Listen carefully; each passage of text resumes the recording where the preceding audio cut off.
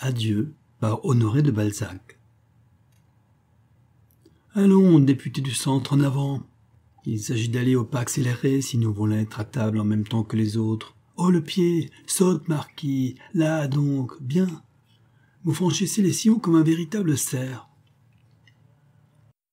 Ces paroles étaient prononcées par un chasseur paisiblement assis sur une lisière de la forêt de l'Isle-Adam, et qui achevait de fumer un cigare de la Havane en attendant son compagnon, sans doute égaré depuis longtemps dans les halliers de la forêt. À ses côtés, 4 chiens haletants regardaient comme lui le personnage auquel il s'adressait. Pour comprendre combien étaient railleuses ces allocutions répétées par intervalles, il faut dire que le chasseur était un gros homme court, dont le ventre proéminent accusait un embonpoint véritablement ministériel. Aussi arpentait-il avec peine les sillons d'un vaste champ récemment moissonné, dont les chaumes gênaient considérablement sa marche. Puis, pour surcroît de douleur, les rayons du soleil qui frappaient obliquement sa figure y amassaient de grosses gouttes de sueur. Préoccupé par le soin de garder son équilibre, il se penchait tantôt en avant, tantôt en arrière, en imitant ainsi les soubresauts d'une voiture fortement cahotée. Ce jour était un de ceux qui, pendant le mois de septembre, achèvent de mûrir les raisins par des feux équatoriaux. Le temps annonçait un orage. Quoique plusieurs grands espaces d'azur séparassent encore vers l'horizon de gros nuages noirs, on voyait des nuées blondes s'avancer avec une effrayante rapidité, en étendant de l'ouest à l'est un léger rideau grisâtre. Le vent, n'agissant que dans la haute région de l'air, l'atmosphère comprimait vers les bas-fonds les brûlantes vapeurs de la terre. Entouré de hautes futaies qui le privaient d'air, le vallon qui franchissait le chasseur avait la température d'une fournaise. Ardente et silencieuse, la forêt semblait avoir soif. Les oiseaux, les insectes étaient muets, et les cimes des arbres s'inclinaient à peine. Les personnes auxquelles il reste quelques souvenirs de l'été de 1819 doivent donc compatir aux maux du pauvre ministériel, qui suait sang et eau pour rejoindre son compagnon moqueur. Tout en fumant son cigare, celui-ci avait calculé, par la position du soleil, qu'il pouvait être environ 5 heures du soir. « Où diable sommes-nous » dit le gros chasseur en s'essuyant le front et s'appuyant contre un arbre du champ, presque en face de son compagnon, car il ne se sentit plus la force de sauter le large fossé qui l'en séparait. « Et c'est à moi que tu le demandes » répondit en riant le chasseur couché dans les hautes herbes jaunes qui couronnaient le talus. Il jeta le bout de son cigare dans le fossé en s'écriant « Je jure par Saint-Hubert qu'on ne me reprendra plus à m'aventurer dans un pays inconnu avec un magistrat. Fût-il comme toi, mon cher d'Albon, un vieux camarade de collège. » « Mais, Philippe, vous ne comprenez non plus le français. Vous avez sans doute laissé votre esprit en Sibérie, » répliqua le gros homme en lançant un regard douloureusement comique sur un poteau qui se trouvait à 100 pas de là. « J'entends, » répondit Philippe, qui saisit son fusil, se leva tout à coup, s'élança d'un seul bond dans le champ et courut vers le poteau. « Par ici, d'Albon, par ici, demi-tour à gauche !» cria-t-il à son compagnon en lui indiquant par un geste une large voie pavée. « Chemin de Baillet à l'Isle-Adam, » reprit-il. « Ainsi nous trouverons dans ces directions celui de Cassan, qui doit s'embrancher sur celui de l'Isle-Adam. »« C'est juste, mon colonel, » dit M. d'Albon en remettant sur sa tête une casquette avec laquelle il venait de s'éventer. « En avant donc, mon respectable conseiller, » répondit le colonel Philippe en sifflant les chiens, qui semblaient déjà lui mieux obéir qu'au magistrat auquel il appartenait. « Savez-vous, monsieur le marquis, » reprit le militaire goguenard, « que nous avons encore plus de 2 lieues à faire. Le village que nous apercevons là-bas doit être Baillet. »« Grand Dieu !» s'écria le marquis d'Albon. « Allez à Cassan, si cela peut vous être agréable, mais vous irez tout seul. Je préfère attendre ici, malgré l'orage. Un cheval que vous m'enverrez du château. »« Vous vous êtes moqué de moi, ceci. Nous devions faire une jolie petite partie de chasse, ne pas nous éloigner de Cassan, fureter sur les terres que je connais. Bah, au lieu de nous amuser, vous m'avez fait courir comme un lévrier depuis 4 heures du matin.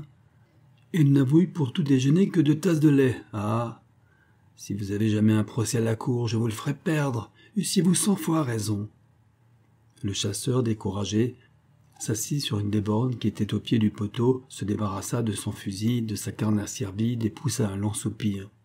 « France, voilà tes députés !» s'écria en riant le colonel de Sucy. « Ah, mon pauvre d'Albon, Si vous aviez été comme moi 6 ans enfant de la Sibérie... » Il n'acheva pas et leva les yeux au ciel, comme si ses malheurs étaient un secret entre Dieu et lui. « Allons, marchez, ajouta-t-il. Si vous restez assis, vous êtes perdu. Que voulez-vous, Philippe? C'est une si vieille habitude chez un magistrat. D'honneur, je suis excédé. Encore si j'avais tué un lièvre. » Les deux chasseurs présentaient un contraste assez rare. Le ministériel était âgé de 42 ans et ne paraissait pas en avoir plus de 30, tandis que le militaire, âgé de 30 ans, semblait en avoir au moins 40. Tous deux étaient décorés de la rosette rouge, attribut des officiers de la Légion d'honneur. Quelques mèches de cheveux, mélangées de noir et de blanc comme l'aile d'une pie, s'échappaient de dessous la casquette du colonel. De belles boucles blondes ornaient les tempes du magistrat. L'un était de haute taille, sec, maigre, nerveux, et les rides de sa figure blanche trahissaient des passions terribles ou d'affreux malheurs. L'autre avait un visage brillant de santé, jovial et digne d'un épicurien. Tous deux étaient fortement hâlés par le soleil, et leurs longues guêtres de cuir fauve portaient les marques de tous les fossés, de tous les marais qu'ils avaient traversés. « Allons !» s'écria M. de Sucy, « en avant !» Après une petite heure de marche, nous serons à Cassan, devant une bonne table. « Il faut que vous n'ayez jamais aimé, » répondit le conseiller d'un air piteusement comique. « Vous êtes aussi impitoyable que l'article 304 du Code pénal. » Philippe de Sucy tressaillit violemment. Son large front se plissa. Sa figure devint aussi sombre que l'était le ciel en ce moment. Quoiqu'un souvenir d'une affreuse amertume crispât tous ses traits, il ne pleura pas. Semblable aux hommes puissants, il savait refouler ses émotions au fond de son cœur et trouvait peut-être, comme beaucoup de caractères purs, une sorte d'impudeur à dévoiler ses peines, quand aucune parole humaine n'en peut rendre la profondeur et qu'on redoute la moquerie des gens qui ne veulent pas les comprendre. M. d'Albon avait une de ces âmes délicates qui devinent les douleurs et ressentent vivement la commotion qu'elles ont involontairement produite par quelque maladresse. Il respecta le silence de son ami, se leva, oublia sa fatigue et le suivit silencieusement, tout chagrin d'avoir touché une plaie qui probablement n'était pas cicatrisée. « Un jour, mon ami, » lui dit Philippe en lui serrant la main et en le remerciant de son muet repentir par un regard déchirant, « un jour, je te raconterai ma vie. Aujourd'hui, je ne saurais. » Ils continuèrent à marcher en silence. Quand la douleur du colonel parut dissipée, le conseiller retrouva sa fatigue. Et avec l'instinct, ou plutôt avec le vouloir d'un homme harassé, son œil sonda toutes les profondeurs de la forêt. Il interrogea les cimes des arbres, examina les avenues, en espérant y découvrir quelque gîte où il pût demander l'hospitalité. En arrivant à un carrefour, il crut apercevoir une légère fumée qui s'élevait entre les arbres. Il s'arrêta, regarda fort attentivement et reconnut, au milieu d'un massif immense, les branches vertes et sombres de quelques pins. « Une maison! Une maison !» s'écria-t-il avec le plaisir qu'aurait eu un marin à crier « Terre! Terre !» Puis il s'élança vivement à travers un hallier assez épais, et le colonel, qui était tombé dans une profonde rêverie, l'y suivit machinalement. « J'aime mieux trouver ici une omelette, du pain de ménage et une chaise, que d'aller chercher à Cassan des divans, des truffes et du vin de Bordeaux. » Ces paroles étaient une exclamation d'enthousiasme arrachée au conseiller par l'aspect d'un mur dont la couleur blanchâtre tranchait, dans le lointain, sur la masse brune des troncs noueux de la forêt. « Ah! Ceci m'a l'air d'être quelque ancien prieuré !» s'écria de réchef le marquis d'Albon en arrivant à une grille antique et noire, d'où il put voir, au milieu d'un parc assez vaste, un bâtiment construit dans le style employé jadis pour les monuments monastiques. Comme ces coquins de moines savaient choisir un déplacement. Cette nouvelle exclamation était l'expression de l'étonnement que causait au magistrat le poétique ermitage qui s'offrait à ses regards. La maison était située à mi-côte, sur le revers de la montagne, dont le sommet est occupé par le village de Nerville. Les grands chênes séculaires de la forêt, qui décrivaient un cercle immense autour de cette habitation, en faisaient une véritable solitude. Le corps de logis jadis destiné aux moines avait son exposition au midi. Le parc paraissait avoir une quarantaine d'arpents. Auprès de la maison régnait une verte prairie, heureusement découpée par plusieurs ruisseaux clairs, par des nappes d'eau gracieusement posées et sans aucun artifice apparent. Çà et là s'élevaient des arbres verts aux formes élégantes, aux feuillages variés, puis des grottes habilement ménagées, des terrasses massives avec leurs escaliers dégradés et leurs rampes rouillées, imprimait une physionomie particulière à cette sauvage Thébaïde. L'art y avait également uni ses constructions aux plus pittoresques effets de la nature. Les passions humaines semblaient devoir mourir au pied de ces grands arbres qui défendaient l'approche de cet asile au bruit du monde comme ils y tempéraient les feux du soleil. Quel désordre, se dit M. d'Albon, après avoir joui de la sombre expression que les ruines donnaient à ce paysage qui paraissait frappé de malédiction. C'était comme un lieu funeste abandonné par les hommes. Le lierre avait étendu partout ses nerfs tortueux et ses riches manteaux. Des mousses brunes, verdâtres, jaunes, rouges répandaient leurs teintes romantiques sur les arbres, sur les bancs, sur les toits, sur les pierres. Les fenêtres vermoulues étaient usées par la pluie, creusées par le temps. Les balcons étaient brisés, les terrasses démolies. Quelques persiennes ne tenaient plus que par un de leurs gonds. Les portes disjointes paraissaient ne pas devoir résister à un assaillant. Chargées d'étouffes luisantes du gui, les branches des arbres fruitiers négligés s'étendaient au loin sans donner de récolte. De hautes herbes croissaient dans les allées.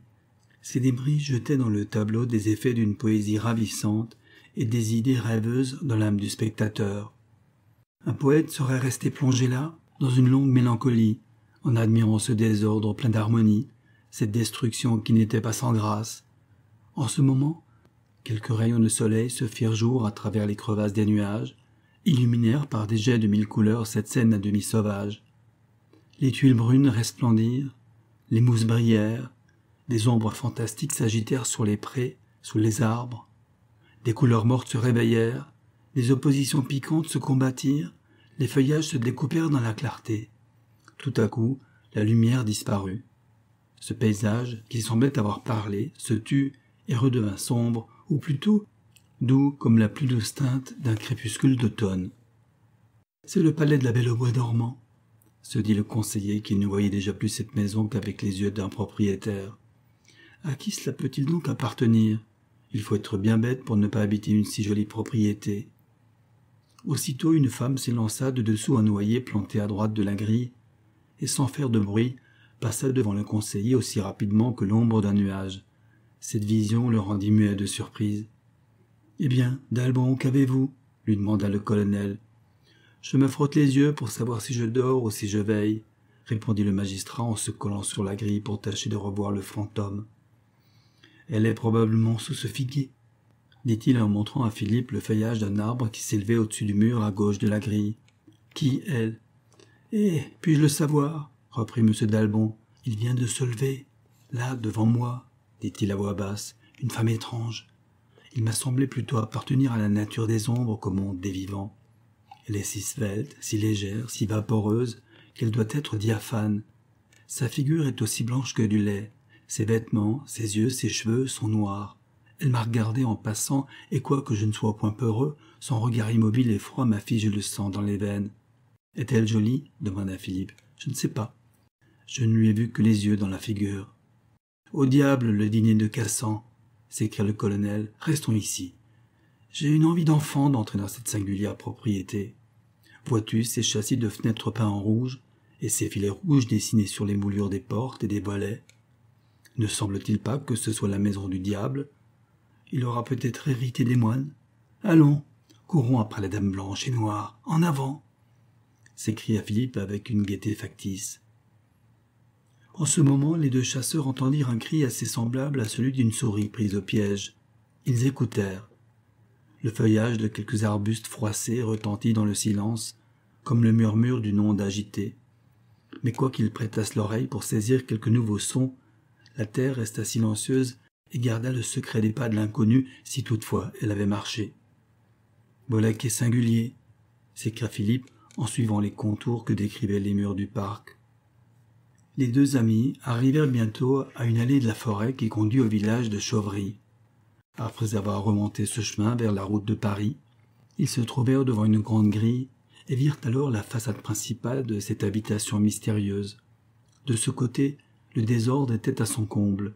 D'immenses lézards sillonnaient les murs de 3 corps de logis bâtis en équerre. Des débris de tuiles et d'ardoises amoncelés à terre et des toits dégradés annonçaient une complète incurie. Quelques fruits étaient tombés sur les arbres et pourrissaient sans qu'on les récoltât. Une vache paissait à travers les boulingres et foulait les fleurs des plates-bandes tandis qu'une chèvre broutait les raisins verts et les pampres d'une treille. Ici tout est harmonie et le désordre y est en quelque sorte organisé, dit le colonel en tirant la chaîne d'une cloche, mais la cloche était sans battant. Les deux chasseurs n'entendirent que le bruit singulièrement aigre d'un ressort rouillé. Quoique très délabrée, la petite porte pratiquée dans le mur auprès de la grille résista néanmoins à tout effort. « Oh oh, tout ceci devient très curieux, » dit-il à son compagnon. « Si je n'étais pas magistrat, » répondit M. d'Albon, « je croirais que la femme noire est une sorcière. » À peine avait-il achevé ces mots que la vache vint à la grille et leur présenta son mufle chaud, comme si elle éprouvait le besoin de voir des créatures humaines. Alors une femme, si toutefois ce nom pouvait appartenir à l'être indéfinissable, qui se leva de dessous une touffe d'arbustes, tira la vache par sa corde. Cette femme portait sur la tête un mouchoir rouge d'où s'échappaient des mèches de cheveux blonds assez semblables à l'étoupe d'une quenouille. Elle n'avait pas de fichu. Un jupon de laine grossière à raies alternativement noires et grises, trop court de quelques pouces, permettait de voir ses jambes.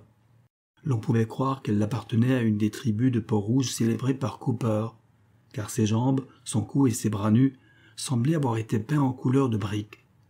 Aucun rayon d'intelligence n'animait sa figure plate.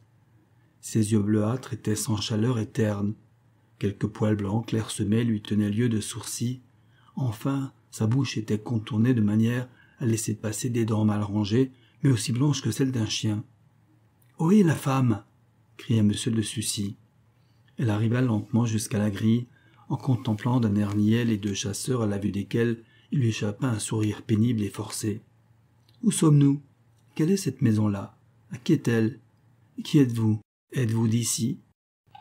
À ces questions et à une foule d'autres que lui adressèrent successivement les deux amis, elle ne répondit que par des grognements gutturaux qui semblaient appartenir plus à l'animal qu'à la créature humaine. « Ne voyez-vous pas qu'elle est sourde et muette ?» dit le magistrat. « Bons hommes !» s'écria la paysanne. « Ah, elle a raison. Ceci pourrait bien être l'ancien couvent des bons hommes, dit M. d'Albon. » Les questions recommencèrent, mais comme un enfant capricieux, la paysanne rougit, joua avec son sabot, tortilla la corde de la vache qui s'était remise à paître, regarda les deux chasseurs, examina toutes les parties de leur habillement, elle glapit, grogna, gloussa, mais elle ne parla pas. « Ton nom ?» lui dit Philippe en la contemplant fixement comme s'il eût voulu l'ensorceler. « Geneviève, » dit-elle en riant d'un rire bête.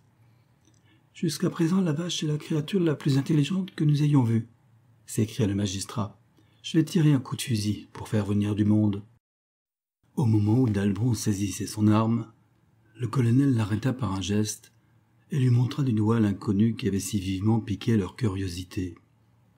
Cette femme semblait ensevelie dans une méditation profonde et venait à pas lents par une allée assez éloignée, en sorte que les deux amis eurent le temps de l'examiner. Elle était vêtue d'une robe de satin noir tout usée. Ses longs cheveux tombaient en boucles nombreuses sur son front, autour de ses épaules, descendaient jusqu'en bas de sa taille et lui servaient de châle. Accoutumée sans doute à ce désordre, elle ne chassait que rarement sa chevelure de chaque côté de ses tempes. Mais alors, elle agitait la tête par un mouvement brusque et ne s'y prenait pas à deux fois pour dégager son front ou ses yeux de ce voile épais.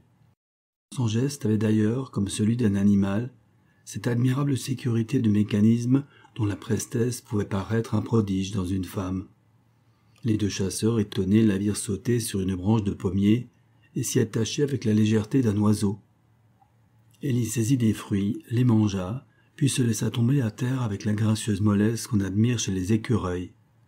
Ses membres possédaient une élasticité qui ôtait à ses moindres mouvements jusqu'à l'apparence de la gêne ou de l'effort. Elle joua sur le gazon, s'y roula comme aurait pu le faire un enfant, puis, tout à coup, elle jeta ses pieds et ses mains en avant et resta étendue sur l'herbe avec l'abandon, la grâce, le naturel d'une jeune chatte endormie au soleil. Le tonnerre avait grondé dans le lointain, elle se retourna subitement et se mit à quatre pattes avec la miraculeuse adresse d'un chien qui entend venir un étranger. Par l'effet de cette bizarre attitude, sa noire chevelure se sépara tout à coup en deux larges bandeaux qui retombèrent de chaque côté de sa tête et permit aux deux spectateurs de cette scène singulière d'admirer des épaules dont la peau blanche brilla comme les marguerites de la prairie, un cou dont la perfection faisait juger celle de toutes les proportions du corps. Elle laissa échapper un cri douloureux et se leva tout à fait sur ses pieds. Ses mouvements se succédaient si gracieusement, s'exécutaient si lestement, qu'elle semblait être, non pas une créature humaine, mais une de ces filles de l'air célébrées par les poésies d'Ossian. Elle alla vers une nappe d'eau, secoua légèrement une de ses jambes pour la débarrasser de son soulier, et parut se plaire à tremper son pied blanc comme l'albâtre dans la source en y admirant sans doute les ondulations qu'elle y produisait et qui ressemblaient à des pierreries. Puis elle s'agenouilla sur le bord du bassin, s'amusa comme un enfant à y plonger ses longues tresses et les en tirer brusquement pour voir tomber goutte à goutte l'eau dont elles étaient chargées et qui, traversée par les rayons du jour, formait comme des chapelets de perles. « Cette femme est folle !» s'écria le conseiller. Un cri rauque, poussé par Geneviève, retentit et parut s'adresser à l'inconnu, qui se redressa vivement en chassant ses cheveux de chaque côté de son visage.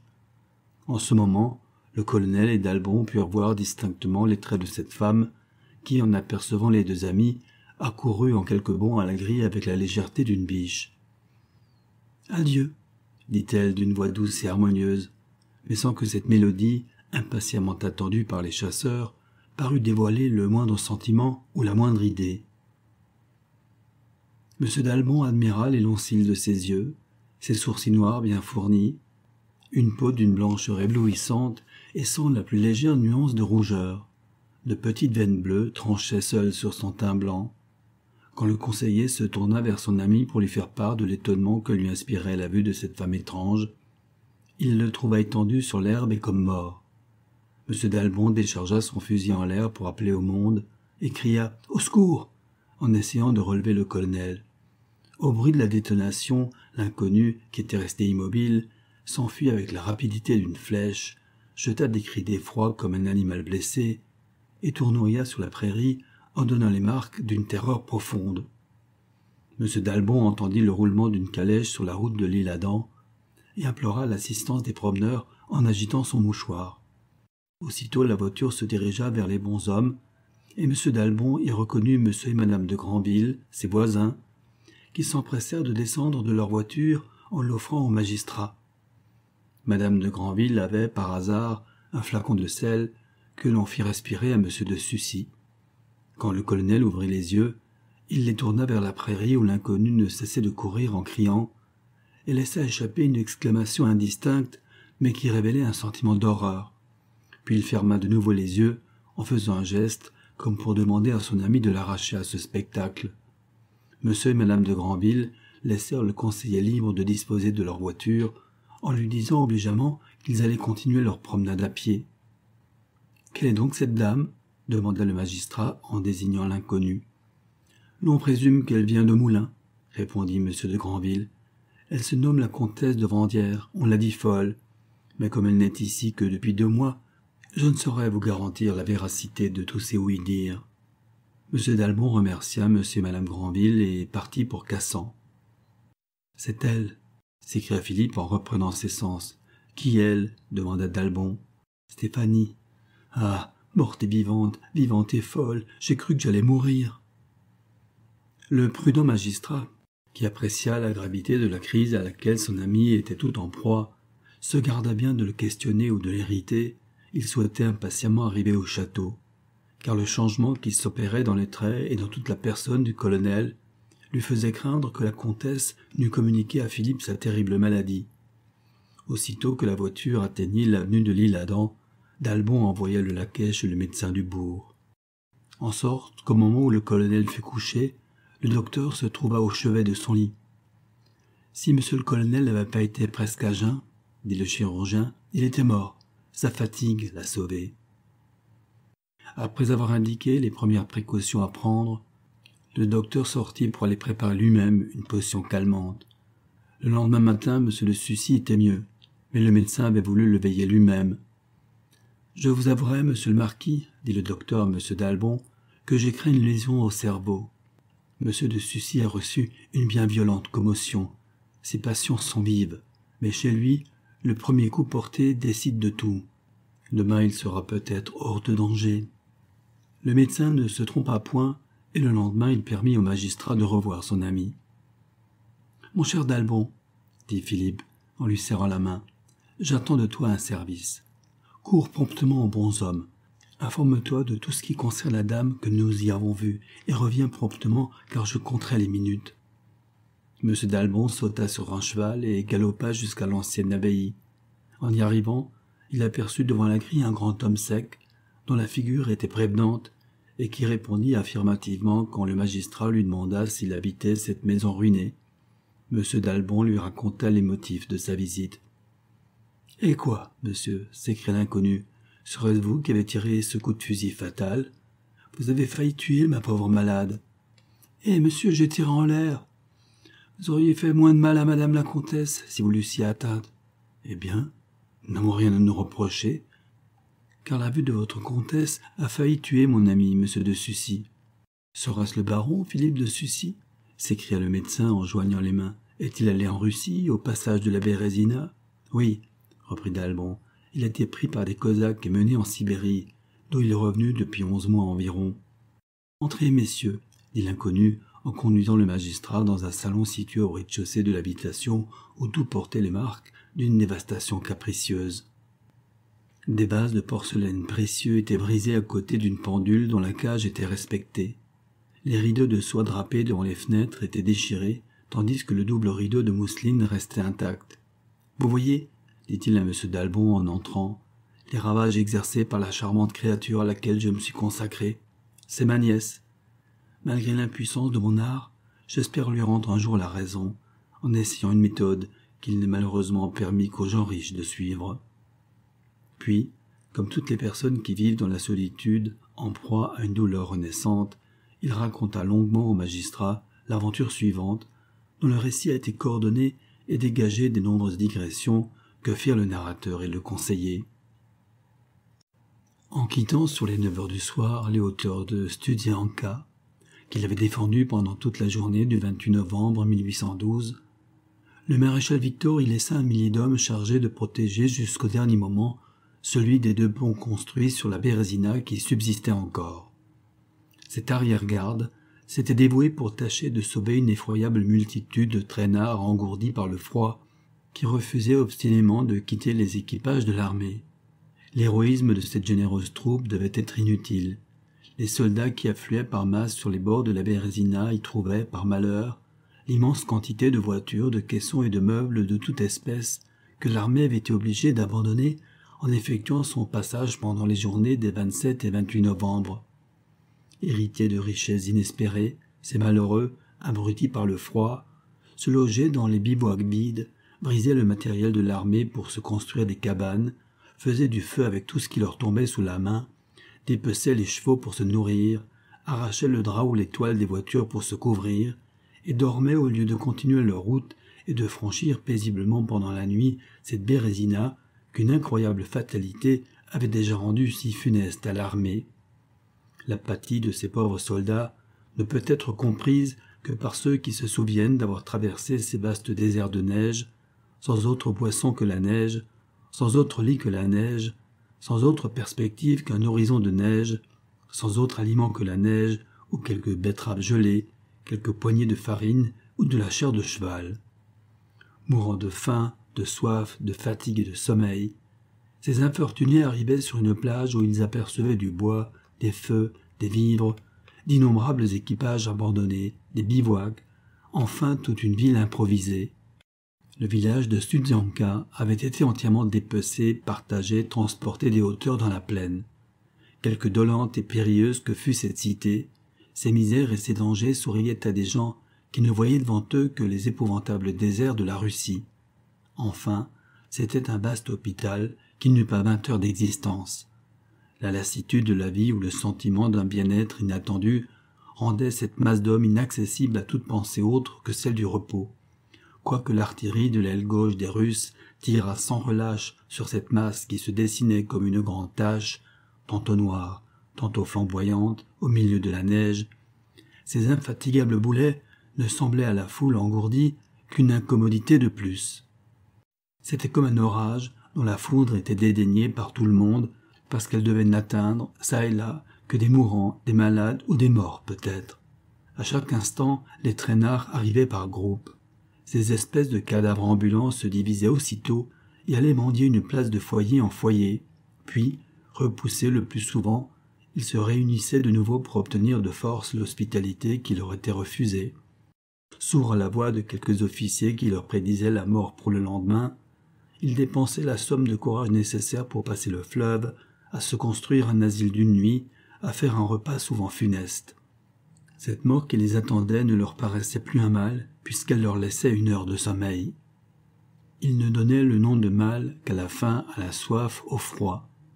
Quand il ne se trouva plus ni bois, ni feu, ni toile, ni abri, d'horribles luttes s'établirent entre ceux qui survenaient dénués de tout et les riches qui possédaient une demeure. Les plus faibles succombèrent. Enfin, il arriva un moment où quelques hommes, chassés par les Russes, n'eurent plus que la neige pour bivouac, et s'y couchèrent pour ne plus se relever.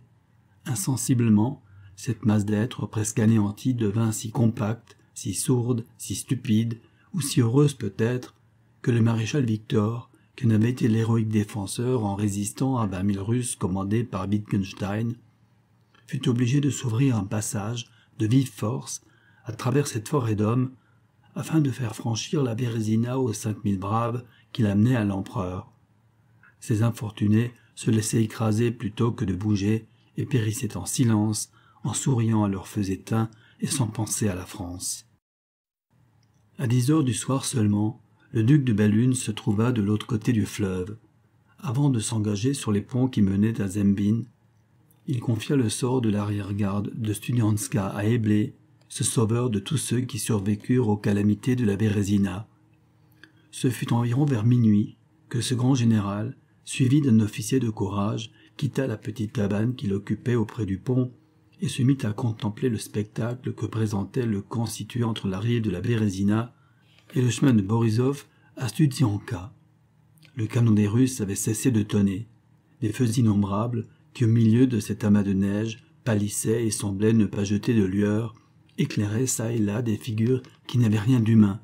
Des malheureux, au nombre de 30 000 environ, appartenant à toutes les nations que Napoléon avait jetées sur la Russie, étaient là, jouant leur vie avec une brutale insouciance. « Sauvons tout cela, dit le général à l'officier. Demain matin, les Russes seront maîtres de Studianka. Il faudra donc brûler le pont au moment où ils paraîtront. Ainsi, mon ami, du courage. Fais-toi jour jusqu'à la hauteur. Dis au général Fournier qu'à peine a-t-il le temps d'évacuer sa position, de percer tout ce monde et de passer le pont. Quand tu l'auras vu se mettre en marche, tu le suivras. Aidé par quelques hommes valides, tu brûleras sans pitié les bivouacs, les équipages, les caissons, les voitures, tout. Chasse ce monde-là sur le pont. Contrains tout ce qui a 2 jambes à se réfugier sur l'autre rive. L'incendie est maintenant notre dernière ressource. Si Berthier m'avait laissé détruire ces damnés équipages, ce fleuve n'aurait englouti personne que mes pauvres pontonniers, ces 50 héros qui ont sauvé l'armée et qu'on oubliera. Le général porta la main à son front et resta silencieux. Il sentait que la Pologne serait son tombeau, et qu'aucune voix ne s'élèverait en faveur de ces hommes sublimes qui se tinrent dans l'eau de la Bérésina, pour y enfoncer les chevalets des ponts. Un seul d'entre eux vit encore, ou pour être exact, souffre dans un village ignoré. L'aide de camp partit. À peine ce généreux officier avait-il fait 100 pas sur Studianka, que le général Eblé réveilla plusieurs de ses pontonniers souffrants et commença son œuvre charitable en brûlant les bivouacs établis autour du pont et obligeant ainsi les dormeurs qui l'entouraient à passer la Bérésina. Cependant, le jeune aide de camp était arrivé, non sans peine, à la seule maison de bois qui fut restée debout à Studzianka. « Cette baraque est donc bien pleine, mon camarade, dit-il à un homme qu'il aperçut en dehors. « Si vous y entrez, vous serez un habile troupier, répondit l'officier sans se détourner et sans cesser de démolir avec son sabre le bois de la maison. « Est-ce vous, Philippe ?»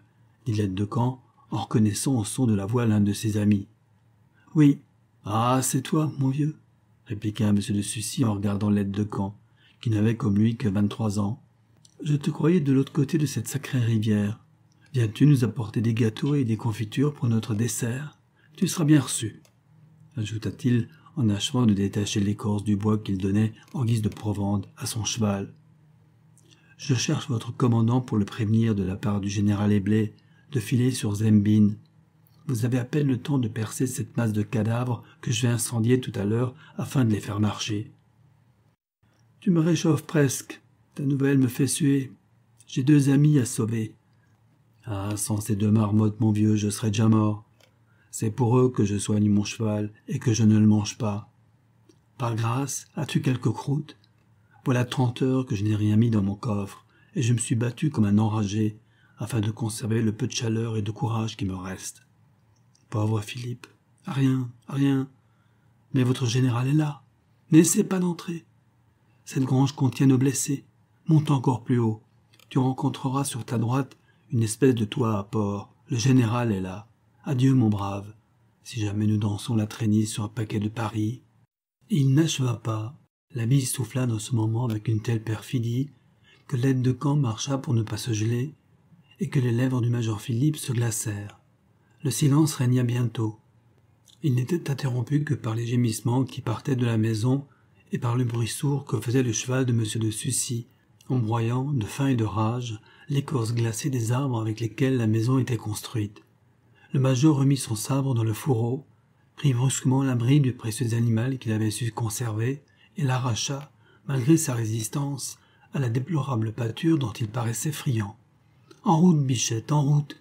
Il n'y a que toi, ma belle, qui puisse sauver Stéphanie. Bah, plus tard, il ne sera permis de nous reposer, de mourir sans doute. » Philippe, enveloppé d'une pelisse à laquelle il devait sa conservation et son énergie, se mit à courir en frappant de ses pieds la neige durcie pour entretenir la chaleur. À peine le major eut-il fait 500 pas, qu'il aperçut un feu considérable à la place où, depuis le matin, il avait laissé sa voiture sous la garde d'un vieux soldat. Une inquiétude horrible s'empara de lui. Comme tous ceux qui, pendant cette déroute, furent dominés par un sentiment puissant, il trouva, pour secourir ses amis, des forces qu'il n'aurait pas eues pour se sauver lui-même. Il arriva bientôt à quelques pas d'un pli formé par le terrain, et au fond duquel il avait mis à l'abri des boulets une jeune femme, sa compagne d'enfance et son bien le plus cher. À quelques pas de la voiture, une trentaine de traînards étaient réunis devant un immense foyer qu'ils entretenaient en y jetant des planches, des dessus de caissons, des roues et des panneaux de voiture. Ces soldats étaient sans doute les derniers venus de tous ceux qui, depuis le large sillon décrit par le terrain au bas de Studianka jusqu'à la fatale rivière, formaient comme un océan de têtes, de feux, de baraques, une mer vivante, agitée par des mouvements presque insensibles, et d'où il s'échappait un sourd bruissement, parfois mêlé d'éclats terribles. Poussés par la faim et par le désespoir, ces malheureux avaient probablement visité de force la voiture. Le vieux général et la jeune femme qu'ils y trouvèrent couchés sur des hardes, enveloppés de manteaux et de pelisses, gisaient en ce moment accroupis devant le feu. L'une des portières de la voiture était brisée. Aussitôt que les hommes placés autour du feu entendirent les pas du cheval et du major, il s'éleva parmi eux un cri de rage inspiré par la faim. « Un cheval, un cheval !» Les voix ne formèrent qu'une seule voix. « Retirez-vous, gare à vous !» s'écrièrent 2 ou 3 soldats en ajustant le cheval. Philippe se mit devant sa jument en disant « Gredin, je vais vous culbuter tous dans votre feu. Il y a des chevaux morts là-haut, allez les chercher. » « Est-il farceur, cet officier-là ? 1 fois, 2 fois, te déranges-tu » répliqua un grenadier colossal. « Non ? Eh bien, comme tu voudras, alors. » Un cri de femme domina la détonation. Philippe ne fut heureusement pas atteint, mais Bichette, qui avait succombé, se débattait contre la mort. 3 hommes s'élancèrent et l'achevèrent à coups de baïonnette. « Cannibale ! Laissez-moi prendre la couverture et mes pistolets, » dit Philippe au désespoir. « Bas pour les pistolets, » répliqua le grenadier. « Quant à la couverture, voilà un fantassin qui depuis 2 jours n'a rien dans le fanal et qui grelotte avec son méchant habit de vinaigre. C'est notre général. » Philippe garda le silence en voyant un homme dont la chaussure était usée, le pantalon troué en 10 endroits, et qui n'avait sur la tête qu'un mauvais bonnet de police chargé de givre. Il s'empressa de prendre ses pistolets. 5 hommes amenèrent la jument devant le foyer et se mirent à la dépecer avec autant d'adresse qu'auraient pu le faire des garçons bouchers de Paris. Les morceaux étaient miraculeusement enlevés et jetés sur des charbons. Le major alla se placer auprès de la femme qui avait poussé un cri d'épouvante en le reconnaissant. Il la trouva immobile, assise sur un coussin de la voiture et se chauffant. Elle le regarda silencieusement, sans lui sourire. Philippe aperçut alors près de lui le soldat auquel il avait confié la défense de la voiture. Le pauvre homme était blessé. Accablé par le nombre, il venait de céder au traînard qui l'avait attaqué. Mais, comme le chien qui a défendu jusqu'au dernier moment le dîner de son maître, il avait pris sa part du butin et s'était fait une espèce de manteau avec un drap blanc. En ce moment, il s'occupait à retourner un morceau de la jument, et le major vit sur sa figure la joie que lui causaient les apprêts du festin. Le comte de Vaudière, tombé depuis 3 jours comme en enfance, restait sur un coussin près de sa femme et regardait d'un œil fixe ces flammes dont la chaleur commençait à dissiper son engourdissement. Il n'avait pas été plus ému du danger et de l'arrivée de Philippe que du combat par suite duquel sa voiture venait d'être pillée. D'abord Sucy saisit la main de la jeune comtesse, comme pour lui donner un témoignage d'affection, et lui exprimer la douleur qu'il éprouvait de la voir ainsi réduite à la dernière misère. Mais il resta silencieux près d'elle, assis sur un tas de neige qui ruisselait en fondant, et céda lui-même au bonheur de se chauffer, en oubliant le péril, en oubliant tout. Sa figure contracta malgré lui une expression de joie presque stupide, et il attendit avec impatience que le lambeau de jument donné à son soldat fût rôti. L'odeur de cette chair charbonnée irritait sa faim, et sa faim faisait taire son cœur, son courage et son amour. Il contempla sans colère les résultats du pillage de sa voiture. Tous les hommes qui entouraient le foyer s'étaient partagés les couvertures, les coussins, les pelisses, les robes, les vêtements d'hommes et de femmes appartenant au comte, à la comtesse et au major. Philippe se retourna pour voir si l'on pouvait encore tirer parti de la caisse. Il aperçut, à la lueur des flammes, l'or, les diamants, l'argenterie, éparpillés sans que personne songeât à s'en approprier la moindre parcelle. Chacun des individus réunis par le hasard autour de ce feu gardait un silence qui avait quelque chose d'horrible et ne faisait que ce qu'il jugeait nécessaire à son bien-être. Cette misère était grotesque. Les figures, décomposées par le froid, étaient enduites d'une couche de boue sur laquelle les larmes traçaient, à partir des yeux jusqu'au bas des joues, un sillon qui attestait l'épaisseur de ce masque. La malpropreté de leurs longues barbes rendait ces soldats encore plus hideux. Les uns étaient enveloppés dans des châles de femmes, les autres portaient des chabraques de cheval, des couvertures crottées, des haillons empreints de givre qui fondaient. Quelques-uns avaient un pied dans une botte et l'autre dans un soulier. Enfin, il n'y avait personne dont le costume n'offrit une singularité risible. En présence de choses si plaisantes, ces hommes restaient graves et sombres. Le silence n'était interrompu que par le craquement du bois, par les pétillements de la flamme, par le lointain murmure du camp et par les coups de sabre que les plus affamés donnaient à Bichette pour en arracher les meilleurs morceaux. Quelques malheureux, plus las que les autres, dormaient, et si l'un d'eux venait à rouler dans le foyer, personne ne le relevait. Ces logiciens sévères pensaient que s'il n'était pas mort, la brûlure devait l'avertir de se mettre en un lieu plus commode. Si le malheureux se réveillait dans le feu et périssait, personne ne le plaignait. Quelques soldats se regardaient, comme pour justifier leur propre insouciance par l'indifférence des autres. La jeune comtesse eut 2 fois ce spectacle et resta muette. Quand les différents morceaux que l'on avait mis sur des charbons furent cuits, chacun satisfit sa faim avec cette gloutonnerie qui, vue chez les animaux, nous semble dégoûtante. Voilà la première fois qu'on aura vu 30 fantassins sur un cheval, s'écria le grenadier qui avait abattu la jument. Ce fut la seule plaisanterie qui attesta l'esprit national. Bientôt, la plupart de ces pauvres soldats se roulèrent dans leurs habits, se placèrent sur des planches, sur tout ce qui pouvait les préserver du contact de la neige et dormirent nonchalants du lendemain. Quand le major fut réchauffé et qu'il eut apaisé sa faim, un invincible besoin de dormir lui appesantit les paupières. Pendant le temps assez court que dura son débat avec le sommeil, il contempla cette jeune femme qui, s'étant tourné la figure vers le feu pour dormir, laissait voir ses yeux clos et une partie de son front. Elle était enveloppée dans une pelisse fourrée et dans un grand manteau de dragon. Sa tête portait sur un oreiller taché de sang. Son bonnet d'astrakhan, maintenu par un mouchoir noué sous le cou, lui préservait le visage du froid autant que cela était possible. Elle s'était cachée les pieds dans le manteau. Ainsi roulée sur elle-même, elle ne ressemblait réellement à rien. Était-ce la dernière des vivandières? Était cette charmante femme la gloire d'un amant, la reine des bals parisiens? Hélas, l'œil même de son ami le plus dévoué n'apercevait plus rien de féminin dans cet amas de linge et de haillons. L'amour avait succombé sous le froid dans le cœur d'une femme, à travers les voiles épais que le plus irrésistible de tous les sommeils étendait sur les yeux du major. Il ne voyait plus le mari et la femme que comme deux points. Les flammes du foyer, ces figures étendues, ce froid terrible qui rugissait à 3 pas d'une chaleur fugitive, tout était rêve. Une pensée importune effrayait Philippe.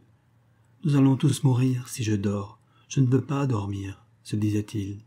Il dormait. Une clameur terrible et une explosion réveillèrent M. de Sucy après 1 heure de sommeil. Le sentiment de son devoir, le péril de son ami, retombèrent tout à coup sur son cœur. Il jeta un cri semblable à un rugissement. Lui et son soldat étaient seuls debout.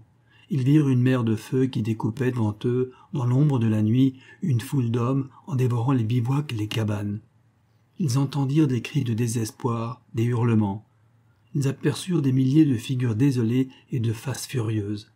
Au milieu de cet enfer, une colonne de soldats se faisait un chemin vers le pont entre 2 haies de cadavres. « C'est la retraite de notre arrière-garde » s'écria le major, « plus d'espoir. » « J'ai respecté votre voiture, Philippe, » dit une voix amie. En se retournant, Sucy reconnut le jeune aide de camp à la lueur des flammes. « Ah, tout est perdu, » répondit le major. « Ils ont mangé mon cheval. D'ailleurs, comment pourrais-je faire marcher ce stupide général et sa femme? Prenez un tison, Philippe, et menacez-les. »« Menacer la comtesse? Adieu !» s'écria l'aide de camp. « Je n'ai que le temps de passer cette fatale rivière, et il le faut. J'ai une mère en France. Quelle nuit! Cette foule aime mieux rester sur la neige, et la plupart de ces malheureux se laissent brûler plutôt que de se lever. Il est 4 heures, Philippe. Dans 2 heures, les Russes commenceront à se remuer. Je vous assure que vous verrez la Bérésina encore une fois chargée de cadavres. Philippe, songez à vous. Vous n'avez pas de chevaux, vous ne pouvez pas porter la comtesse. Ainsi, allons, venez avec moi, dit-il en le prenant par le bras. Mon ami, abandonnez Stéphanie. Le major saisit la comtesse, la mit debout, la secoua avec la rudesse d'un homme au désespoir, et la contraignit de se réveiller.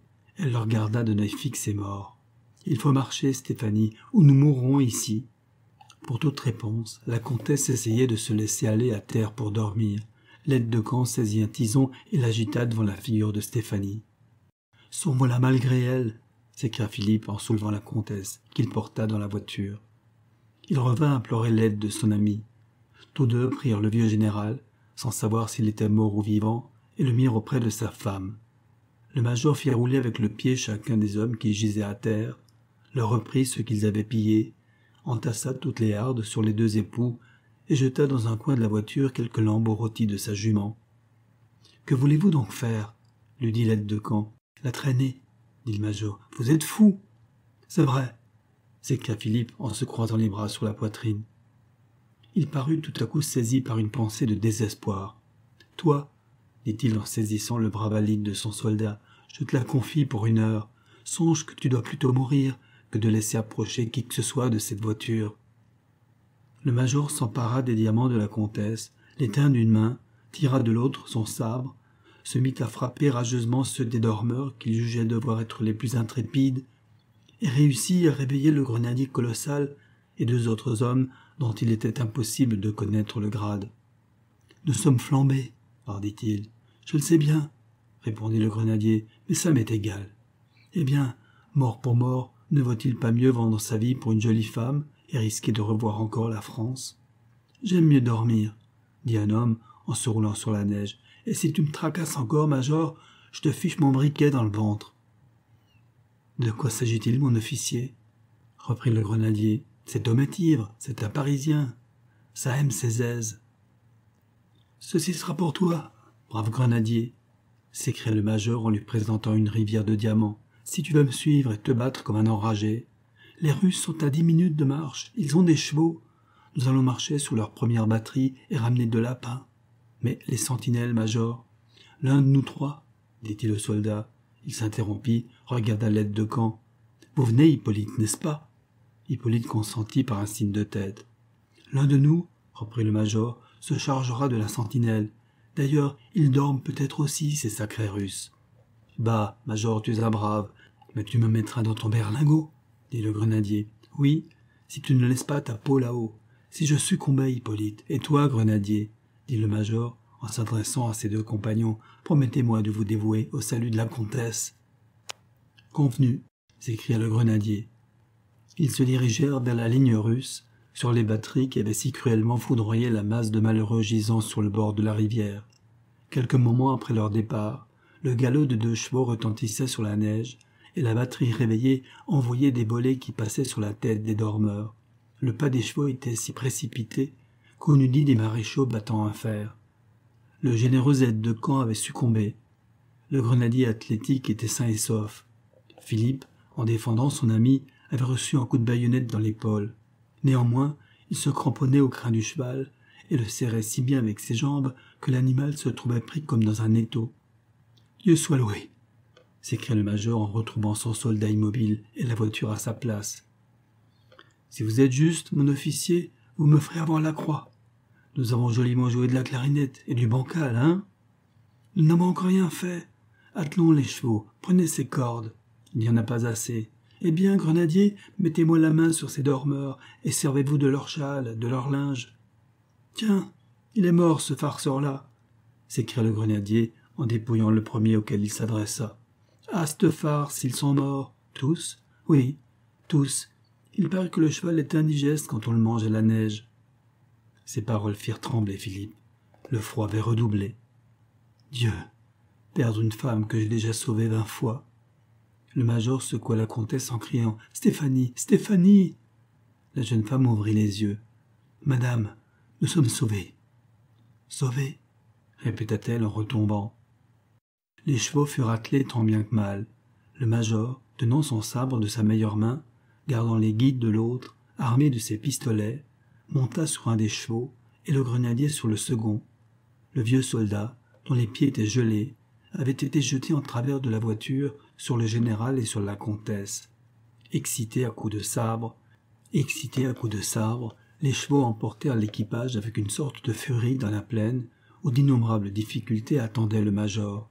Bientôt il fut impossible d'avancer sans risquer d'écraser des hommes, des femmes et jusqu'à des enfants endormis qui tous refusaient de bouger quand le grenadier les éveillait. En vain M. de Sucy chercha-t-il la route que l'arrière-garde s'était frayée naguère au milieu de cette masse d'hommes. Elle s'était effacée comme s'efface le sillage du vaisseau sur la mer. Il n'allait qu'au pas, le plus souvent arrêté par des soldats qui le menaçaient de tuer ses chevaux. « Voulez-vous arriver ?» lui dit le grenadier. « Au prix de tout mon sang, au prix du monde entier, » répondit le major. « Marche, on ne fait pas d'omelette sans casser les œufs. » Et le grenadier de la garde poussa les chevaux sur les hommes, ensanglanta les roues, renversa les bivouacs, en se traçant en double sillon de mort à travers ce champ de tête. Mais rendons-lui la justice de dire qu'il ne se fit jamais faute de crier d'une voix tonnante. « Garde donc, charogne !»« Les malheureux !» s'écria le major. « Ouah, ça ou le froid, ça ou le canon !» dit le grenadier, en animant les chevaux et les piquant avec la pointe de son briquet. Une catastrophe qui aurait dû leur arriver bien plus tôt, et dont un hasard fabuleux les avait préservés jusque-là, vint tout à coup les arrêter dans leur marche. La voiture versa. « Je m'y attendais !» s'écria l'imperturbable grenadier. « Oh, le camarade est mort !»« Pauvre Laurent !» dit le major. « Laurent, n'est-il pas du 5e chasseur ?»« Oui. »« C'est mon cousin. »« Bah, la chienne de vie n'est pas assez heureuse pour qu'on la regrette par le temps qu'il fait. » La voiture ne fut pas relevée. Les chevaux ne furent pas dégagés sans une perte de temps immense, irréparable. Le choc avait été si violent que la jeune comtesse, réveillée et tirée de son engourdissement par la commotion, se débarrassa de ses vêtements et se leva. « Philippe, où sommes-nous » s'écria-t-elle d'une voix douce en regardant autour d'elle. « À 500 pas du pont. Nous allons passer la Bérésina. De l'autre côté de la rivière, Stéphanie, je ne vous tourmenterai plus. Je vous laisserai dormir. Nous serons en sûreté. Nous gagnerons tranquillement Vilna. Dieu veuille que vous ne sachiez jamais ce que votre vie aura coûté. Tu es blessé, ce n'est rien. » L'heure de la catastrophe était venue. Le canon des Russes annonça le jour. Maîtres de Studianka, ils foudroyèrent la plaine. Et aux premières lueurs du matin, le major aperçut leurs colonnes se mouvoir et se former sur les hauteurs. Un cri d'alarme s'éleva du sein de la multitude, qui fut debout en un moment. Chacun comprit instinctivement son péril, et tous se dirigèrent vers le pont par un mouvement de vague. Les Russes descendaient avec la rapidité de l'incendie. Hommes, femmes, enfants, chevaux, tout marcha sur le pont. Heureusement, le major et la comtesse se trouvaient encore éloignés de la rive. Le général Eblé venait de mettre le feu au chevalet de l'autre bord. Malgré les avertissements donnés à ceux qui envahissaient cette planche de salut, personne ne voulut reculer.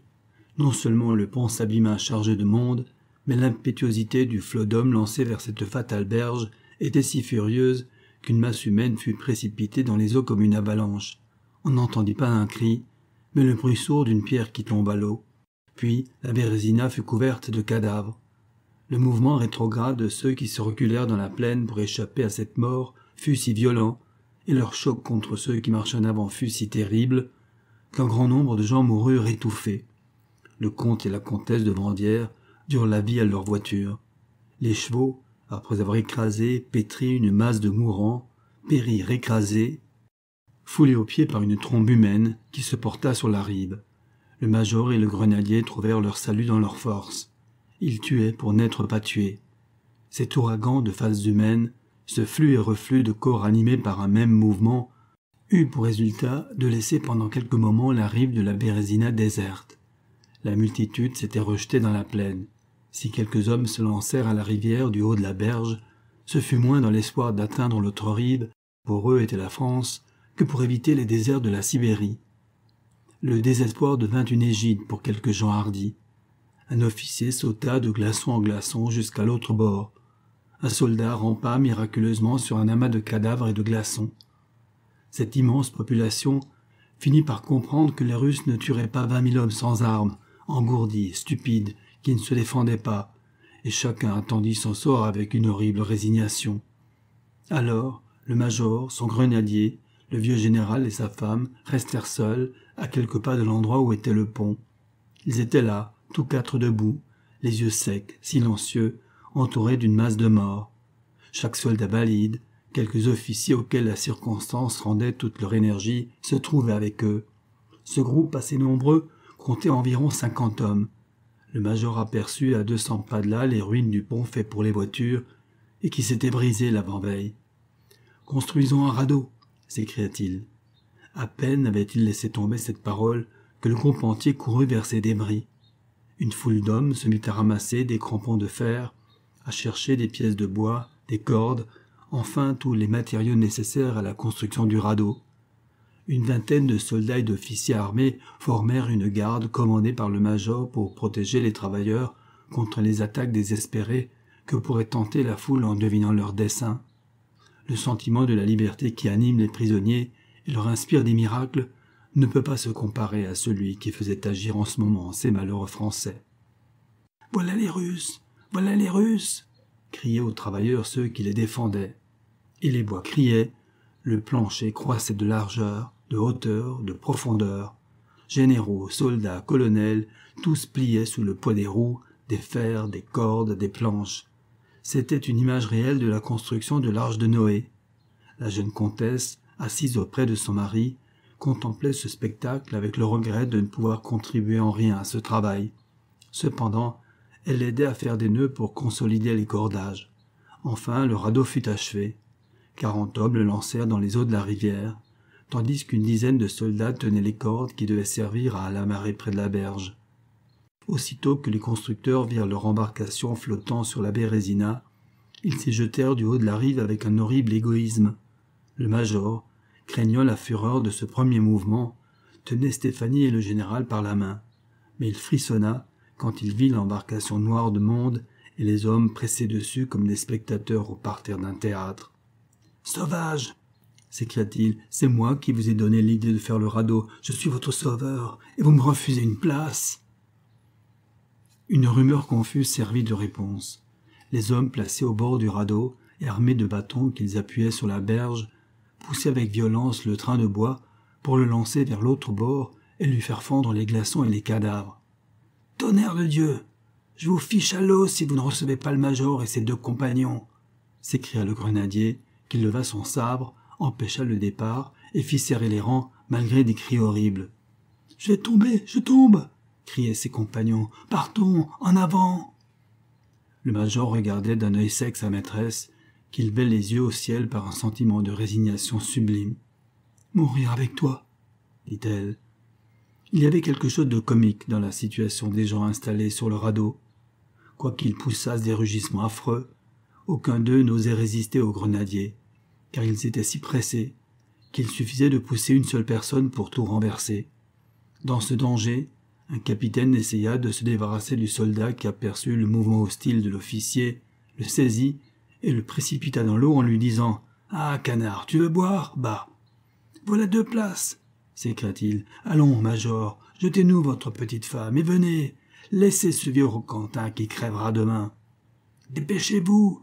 cria une voix composée de 100 voix. « Allons, major, ils grognent les autres, ils ont raison. » Le comte de Vandières se débarrassa de ses vêtements et se montra debout dans son uniforme de général. « Sauvons le comte !» dit Philippe. Stéphanie serra la main de son ami, se jeta sur lui et l'embrassa par une horrible étreinte. « Adieu !» dit-elle. Il s'était compris. Le comte de Vandières retrouva ses forces et sa présence d'esprit pour sauter dans l'embarcation où Stéphanie le suivit après avoir donné un dernier regard à Philippe. « Major, voulez-vous ma place ? Je me moque de la vie !» s'écria le grenadier. « Je n'ai ni femme, ni enfant, ni mère. »« Je te les confie !» cria le major en désignant le comte et sa femme. « Soyez tranquille, je n'aurai soin comme de mon œil. » Le radeau fut lancé avec tant de violence vers la rive opposée à celle où Philippe restait immobile, qu'en touchant terre, la secousse ébranla tout. Le comte, qui était au bord, roula dans la rivière. Au moment où il y tombait, un glaçon lui coupa la tête et la lança au loin comme un boulet. « Hein, major !» cria le grenadier. « Adieu !» cria une femme. Philippe de Sucy tomba glacé d'horreur, accablé par le froid, par le regret et par la fatigue. « Ma pauvre nièce était devenue folle, » ajouta le médecin après un moment de silence. « Ah, monsieur, » reprit-il, en saisissant la main de M. d'Albon, « combien la vie a été affreuse pour cette petite femme, si jeune, si délicate. Après avoir été, par un malheur inouï, séparée de ce grenadier de la garde, nommé Fleuriot, elle a été traînée pendant 2 ans, à la suite de l'armée, le jouet d'un tas de misérables. Elle allait, m'a-t-on dit, pieds nus, mal vêtue, restait des mois entiers sans soins, sans nourriture, tantôt gardée dans les hôpitaux, tantôt chassée comme un animal. Dieu seul connaît les malheurs auxquels cette infortunée a pourtant survécu. Elle était dans une petite ville d'Allemagne, enfermée avec des fous, pendant que ses parents, qui la croyaient morte, partageaient ici sa succession. En 1816, le grenadier Fleuriot la reconnut dans une auberge de Strasbourg, où elle venait d'arriver après s'être évadée de sa prison. Quelques paysans racontèrent au grenadier que la comtesse avait vécu un mois entier dans une forêt et qu'il l'avait traquée pour s'emparer d'elle, sans pouvoir y parvenir. J'étais alors à quelques lieues de Strasbourg. En entendant parler d'une fille sauvage, j'eus le désir de vérifier les faits extraordinaires qui donnaient matière à des contes ridicules. Que devins-je en reconnaissant la comtesse ? Fleuriot m'apprit tout ce qu'il savait de cette déplorable histoire. J'emmenai ce pauvre homme avec ma nièce en Auvergne, où j'eus le malheur de le perdre. Il avait un peu d'empire sur madame de Vandières. Lui seul a pu obtenir d'elle qu'il s'habillât. Adieu, ce mot qui pour elle est toute la langue, elle le disait jadis rarement. Fleuriot avait entrepris de réveiller en elle quelques idées, mais il a échoué et n'a gagné que de lui faire prononcer un peu plus souvent cette triste parole. Le grenadier savait la distraire et l'occuper en jouant d'elle, et par lui, j'espérais, mais... L'oncle de Stéphanie se tut pendant un moment. « Ici, reprit-il, elle a trouvé une autre créature avec laquelle elle paraît s'entendre. C'est une paysanne idiote qui, malgré sa laideur et sa stupidité, a aimé un maçon. Ce maçon a voulu l'épouser parce qu'elle possède quelques quartiers de terre. La pauvre Geneviève a été pendant 1 an la plus heureuse créature qu'il y eût au monde. Elle se parait et allait le dimanche danser avec Dallot. Elle comprenait l'amour. Il y avait place dans son cœur et dans son esprit pour un sentiment. Mais Dallot a fait des réflexions. Il a trouvé une jeune fille qui a son bon sens et 2 quartiers de terre de plus que n'en a Geneviève. Dallot a donc laissé Geneviève. Cette pauvre créature a perdu le peu d'intelligence que l'amour avait développé en elle et ne sait plus que garder les vaches ou faire de l'herbe. Ma nièce et cette pauvre fille sont en quelque sorte unies par la chaîne invisible de leur commune destinée, et par le sentiment qui cause leur folie. « Tenez, voyez !» dit l'oncle de Stéphanie en conduisant le marquis d'Albon à la fenêtre. Le magistrat aperçut en effet la jolie comtesse, assise à terre entre les jambes de Geneviève. La paysanne, armée d'un énorme peigne d'os, mettait toute son attention à démêler la longue chevelure noire de Stéphanie, qui se laissait faire en jetant des cris étouffés, dont l'accent trahissait un plaisir instinctivement ressenti. M. d'Albon frissonna en voyant l'abandon du corps et la nonchalance animale qui trahissait chez la comtesse une complète absence de l'âme. « Philippe, Philippe !» s'écria-t-il, « les malheurs passés ne sont rien. N'y a-t-il donc point d'espoir ?» demanda-t-il. Le vieux médecin leva les yeux au ciel. « Adieu, monsieur !» dit M. d'Albon en serrant la main du vieillard. « Mon ami m'attend, vous ne tarderez pas à le voir. »« C'est donc bien elle ?» s'écria celui-ci après avoir entendu les premiers mots du marquis d'Albon. « Ah, j'en doutais encore !» ajouta-t-il en laissant tomber quelques larmes de ses yeux noirs, dont l'expression était habituellement sévère. « Oui, c'est la comtesse de Vandières, » répondit le magistrat. Le colonel se leva brusquement et s'empressa de s'habiller. « Eh bien, Philippe, » dit le magistrat stupéfait, « deviendrais-tu fou ?»« Mais je ne souffre plus, » répondit le colonel avec simplicité. « Cette nouvelle a calmé toutes mes douleurs. Et quel mal pourrait se faire sentir quand je pense à Stéphanie. Je vais au bonhomme, la voir, lui parler, la guérir. Elle est libre. Eh bien, le bonheur nous sourira, ou il n'y aurait pas de providence. Crois-tu donc que cette pauvre femme puisse m'entendre et ne pas recouvrer la raison ? Elle t'a déjà vu sans te reconnaître, répliqua doucement le magistrat, qui, s'apercevant de l'espérance exaltée de son ami, cherchait à lui inspirer des doutes salutaires. Le colonel tressaillit, mais il se mit à sourire en laissant échapper un léger mouvement d'incrédulité. Personne n'osa s'opposer au dessein du colonel. En peu d'heures, il fut établi dans le vieux prieuré, auprès du médecin et de la comtesse de Vandières.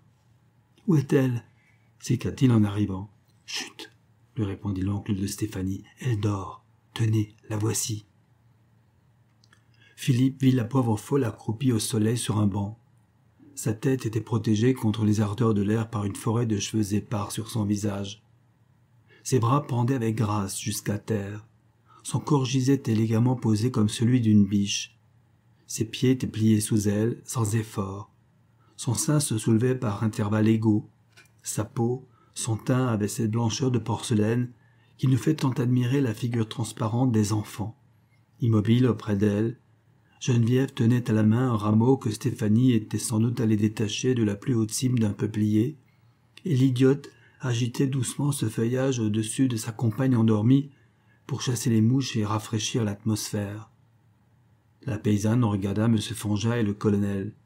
Puis, comme un animal qui a reconnu son maître, elle retourna lentement la tête vers la comtesse et continua de veiller sur elle, sans avoir donné la moindre marque d'étonnement ou d'intelligence.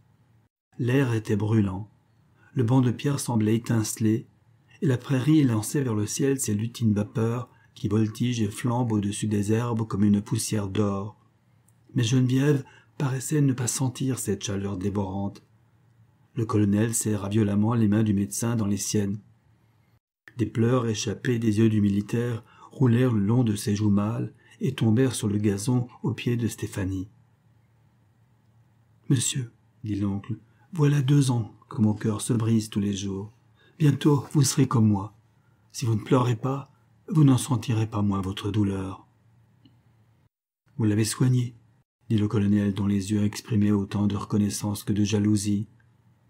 Ces 2 hommes s'entendirent, et de nouveau, se pressant fortement la main, ils restèrent immobiles en contemplant le calme admirable que le soleil répandait sur cette charmante créature. De temps en temps, Stéphanie poussait un soupir, et ce soupir, qui avait toutes les apparences de la sensibilité, faisait frissonner d'aise le malheureux colonel. « Hélas !»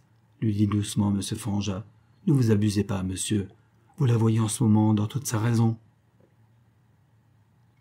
Ceux qui sont restés avec délices pendant des heures entières occupés à voir dormir une personne tendrement aimée, dont les yeux devaient leur sourire au réveil, comprendront sans doute le sentiment doux et terrible qui agitait le colonel.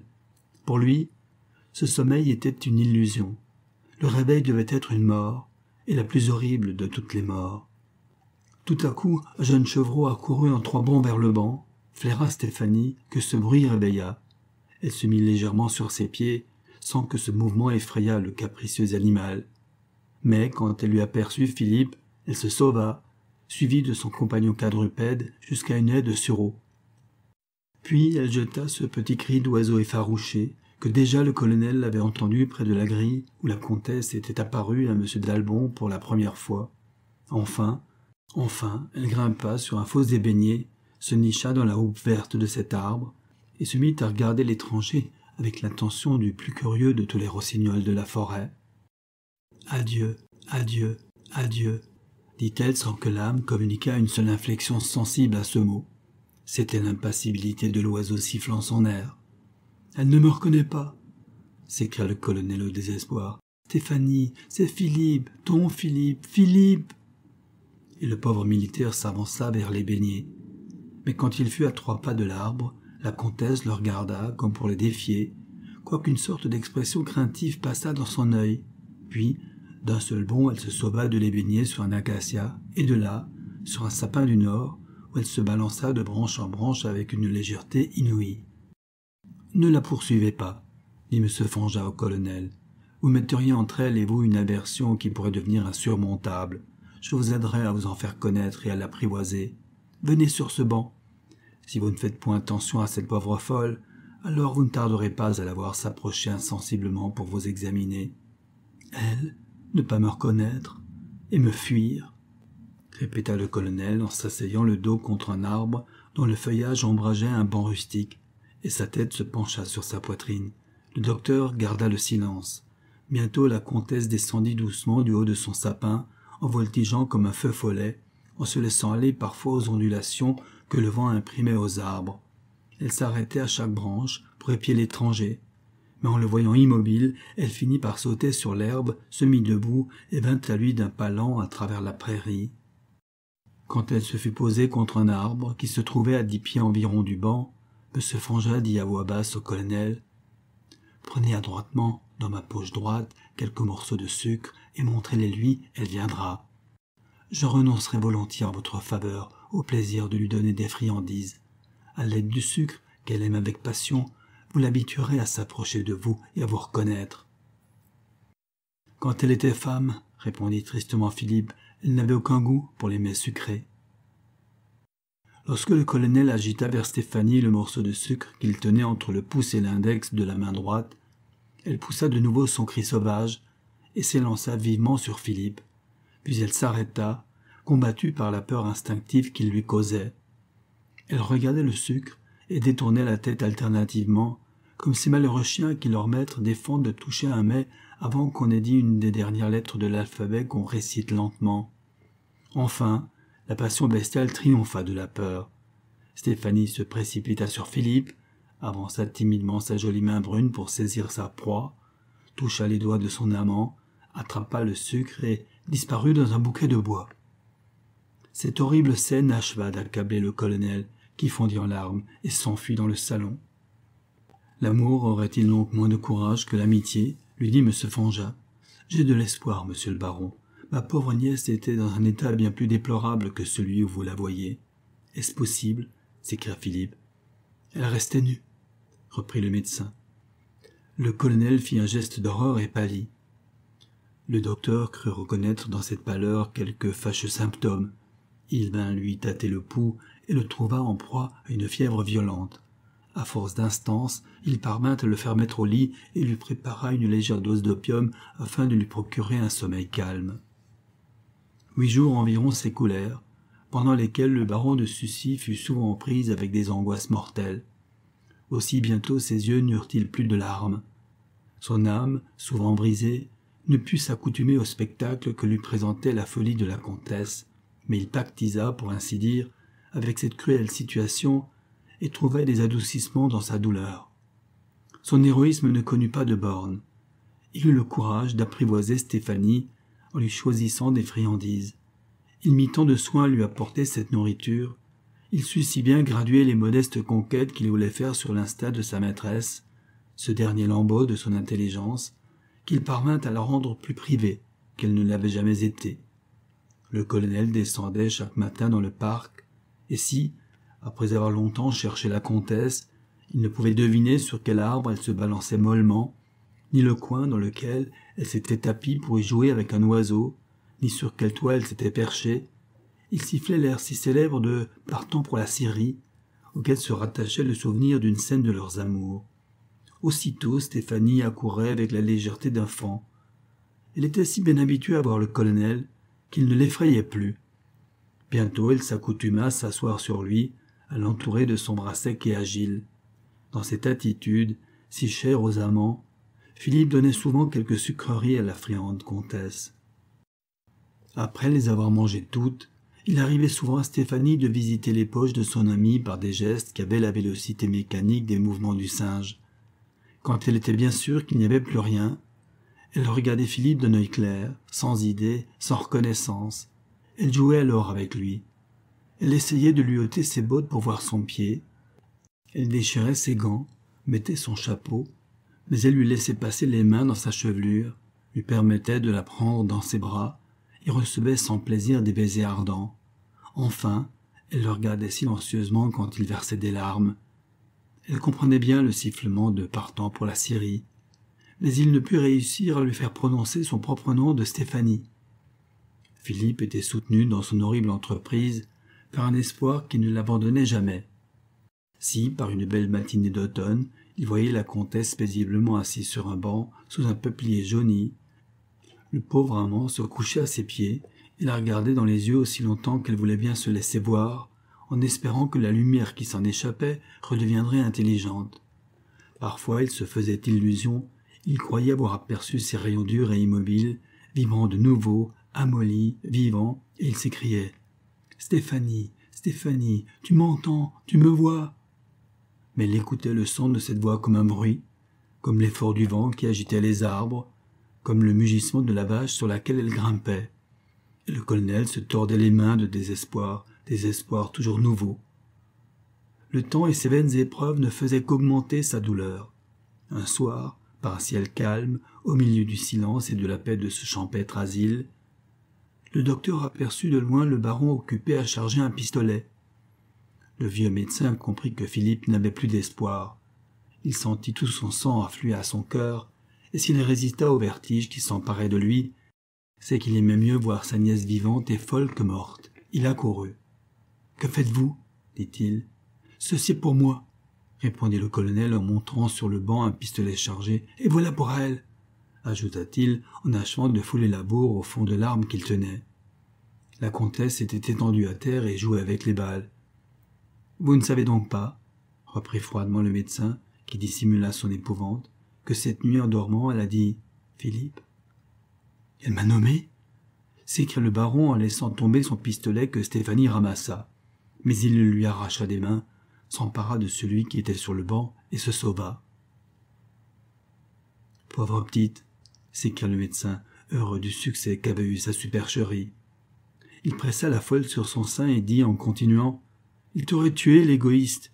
Il veut te donner la mort parce qu'il souffre. Il ne sait pas t'aimer pour toi, mon enfant. Nous lui pardonnons, n'est-ce pas?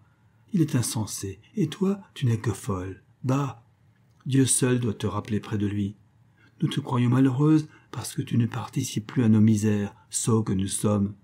Mais, dit-il en l'asseyant sur ses genoux, tu es heureuse, rien ne te gêne, tu vis comme l'oiseau, comme le daim.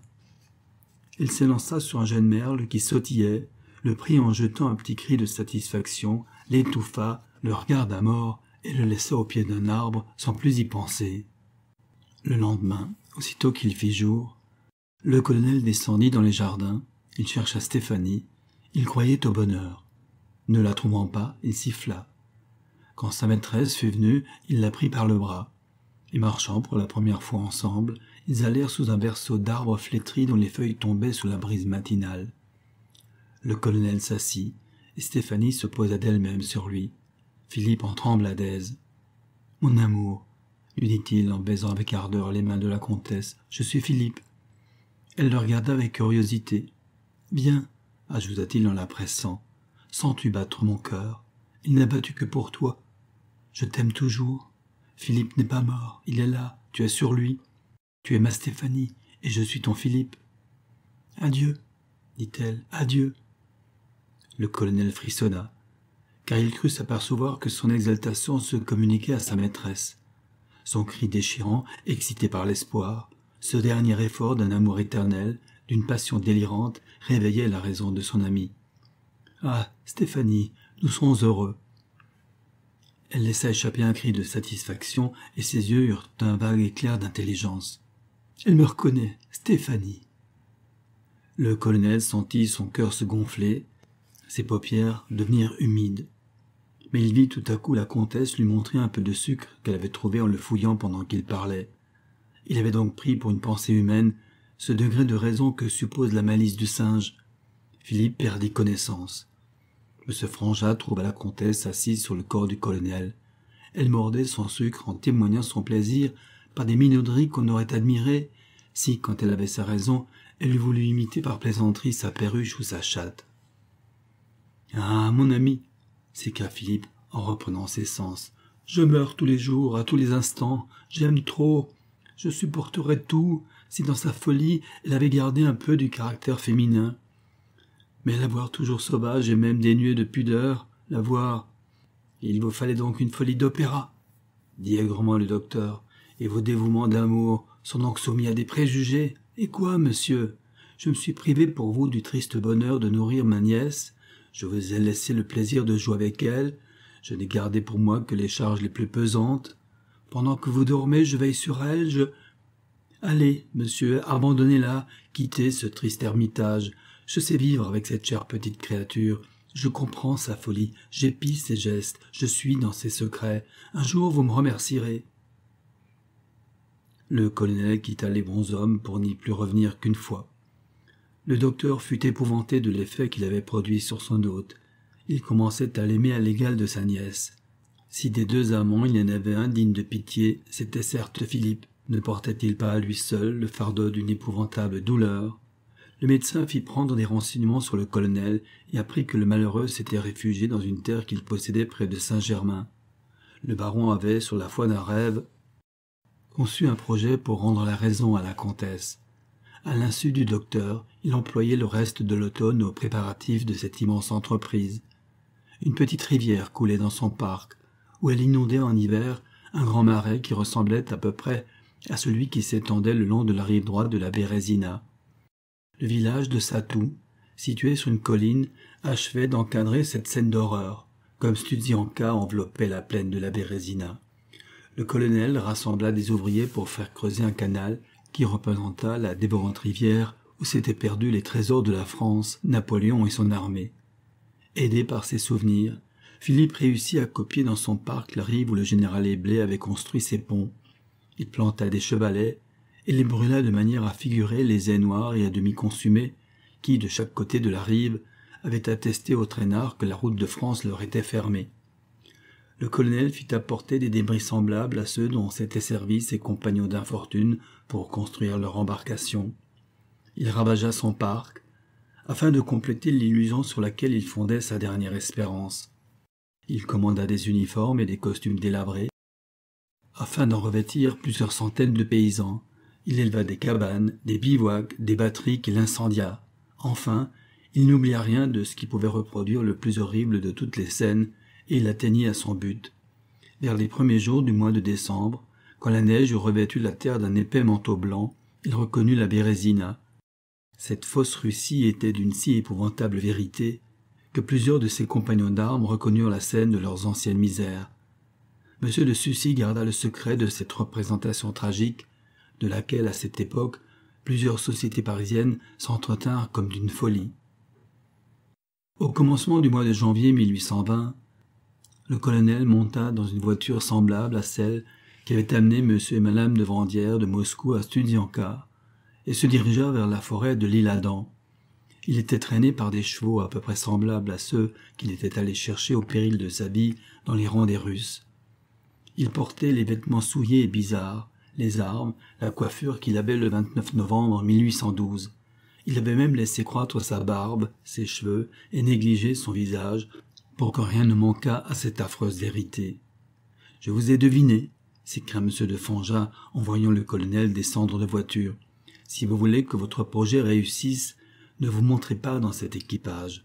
Ce soir, je ferai prendre à ma nièce un peu d'opium.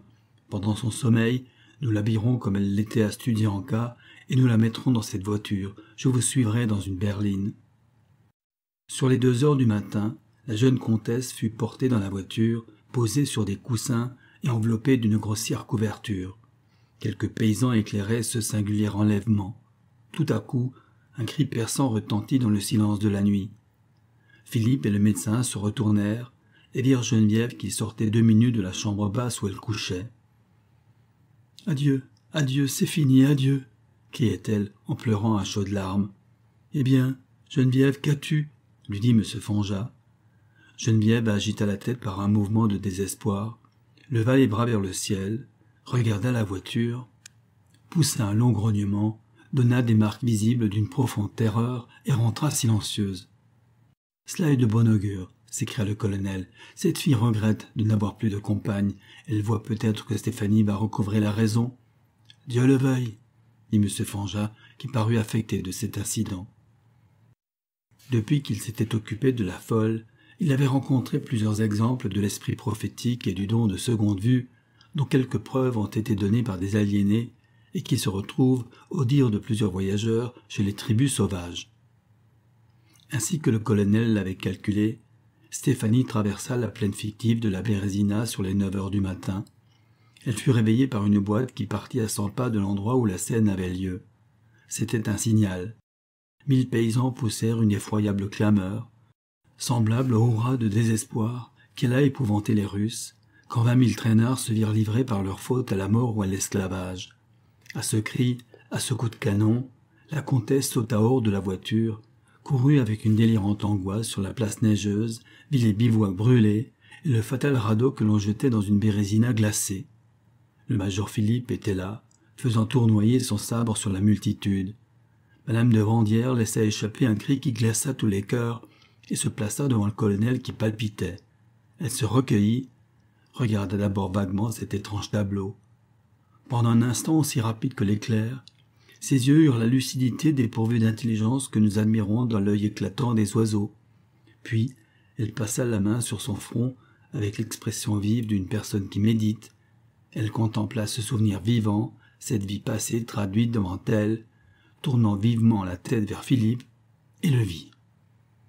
Un affreux silence régnait au milieu de la foule.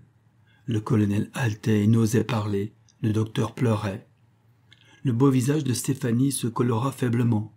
Puis, de teinte en teinte, elle finit par reprendre l'éclat d'une jeune fille étincelant de fraîcheur. Son visage devint d'un beau pourpre. La vie et le bonheur, animés par une intelligence flamboyante, gagnaient de proche en proche comme un incendie.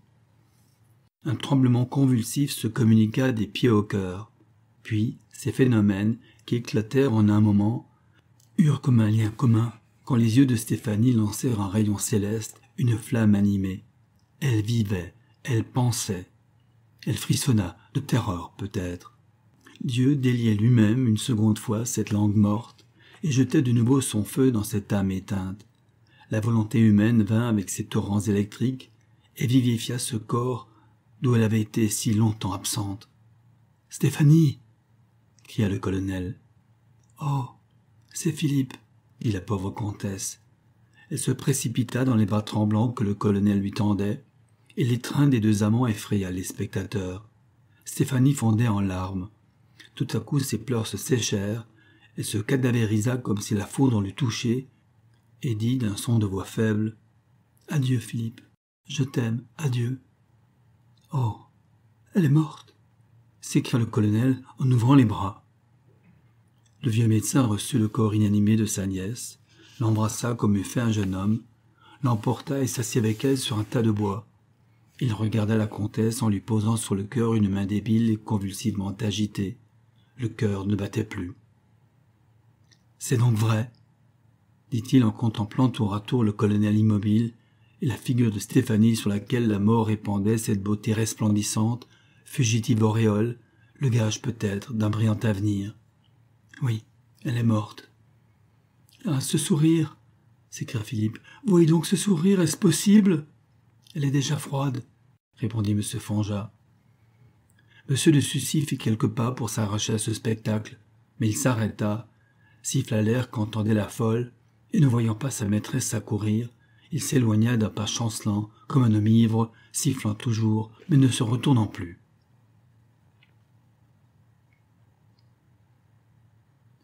Le général Philippe de Sucy passait dans le monde pour un homme très aimable et surtout très gai. Il y a quelques jours, une dame le complimenta sur sa bonne humeur et sur l'égalité de son caractère. « Ah, madame, lui dit-il, je paye mes plaisanteries bien cher le soir quand je suis seul. Êtes-vous donc jamais seul ? Non, répondit-il en souriant. Si un observateur judicieux de la nature humaine avait pu voir en ce moment l'expression du comte de Sucy, il en eût frissonné peut-être. Pourquoi ne vous mariez-vous pas ? Reprit cette dame qui avait plusieurs filles dans un pensionnat. Vous êtes riche, titré, de noblesse ancienne, vous avez des talents, de l'avenir, tout vous sourit. Oui, répondit-il, mais il est un sourire qui me tue. Le lendemain, la dame apprit avec étonnement que M. de Sucy s'était brûlé la cervelle pendant la nuit.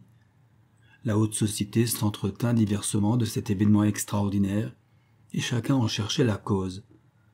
Selon les goûts de chaque raisonneur, le jeu, l'amour, l'ambition, des désordres cachés expliquaient cette catastrophe, dernière scène d'un drame qui avait commencé en 1812. 2 hommes seulement, un magistrat et un vieux médecin, savaient que M. le comte de Sucy était un de ces hommes forts auxquels Dieu donne le malheureux pouvoir de sortir tous les jours triomphant d'un horrible combat qui livre à quelque monstre inconnu.